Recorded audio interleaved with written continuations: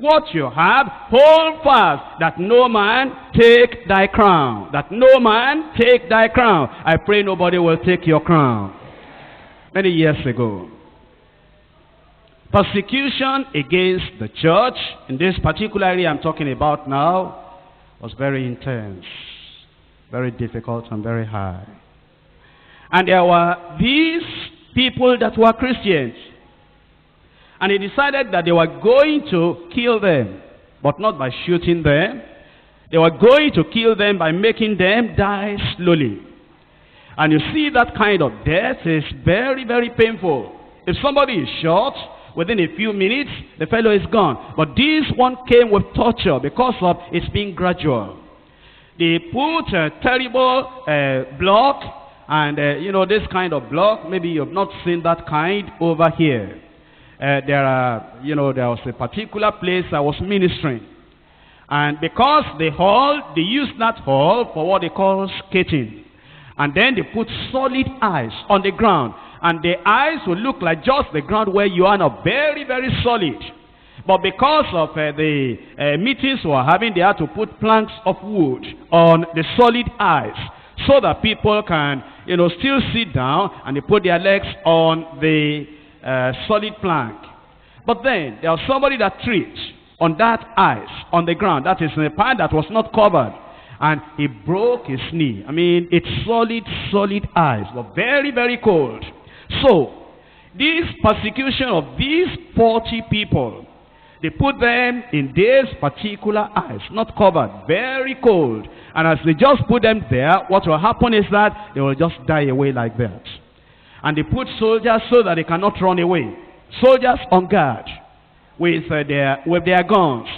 So that those people will just stay there until they are freezed to death, frozen to death. And so, these 40 people there, when they first got there because of the persecution, they were holding on, and they said they were not going to give up. And eventually one of them freezed to death. Then the next one died. Then the next one died. Then the next one died. Eventually 39 died, remaining one.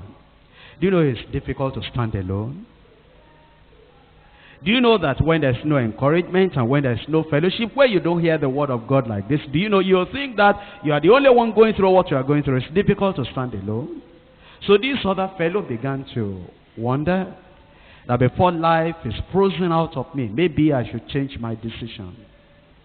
And eventually, one of these soldiers there, he had been looking at what was going on. Sometimes God opens the eyes of unbelievers.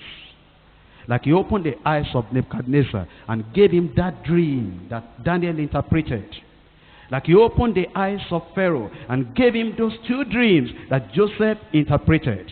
Like he opened the eyes of the wife of Pilate and gave her that dream that he eventually said, don't do anything with that innocent man. He opened the eyes of this soldier carrying the gun and watching over these people that were dying one by one. And he saw that these people, immediately they die, the crown will be put on them, and then they fly away. He was saying, what?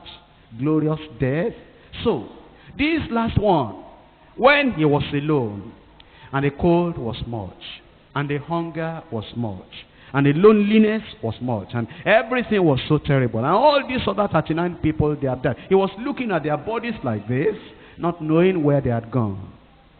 He told those soldiers, he said, I give up. I can't continue again. I can't endure again.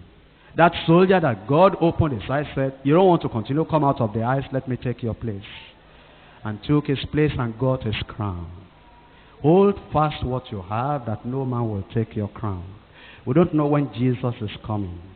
Maybe we've gone, you see, sometimes you are traveling 100 miles and you have traveled 99 miles, it remains only 1 mile.